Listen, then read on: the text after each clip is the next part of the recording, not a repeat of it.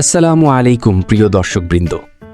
আজ আমরা উপস্থিত আছি রামনগর সরকারি প্রাথমিক বিদ্যালয়ে, যেখানে ৯ নং জয়কা ইউনিয়ন পরিষদের উদ্যোগে অসহায় ও দরিদ্র পরিবারের মাঝে ভিজিএফ কার্ড বিতরণ করা হয়েছে।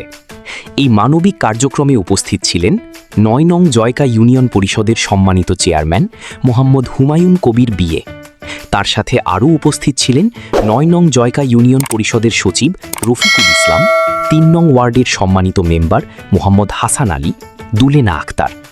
এছাড়াও উপস্থিত ছিলেন ৩ নং ওয়ার্ড বিএনপির সভাপতি ধুনু মিয়া কালা ভাই, মোহাম্মদ কুদ্দুস ভাই, মোহাম্মদ মতবুদ্দিন, মোহাম্মদ রিটন মিয়া এবং বিএনপির অন্যান্য নেতৃবৃন্দ।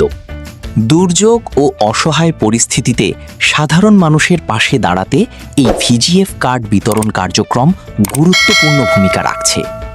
কার্ডের মাধ্যমে সুবিধাভোগী পরিবারগুলো সরকারি সহায়তা গ্রহণ করতে পারবেন।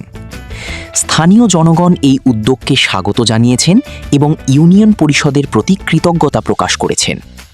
মানবতার সেবায় এমন কার্যক্রম সমাজে ইতিবাচক বার্তা পৌঁছে দেয়।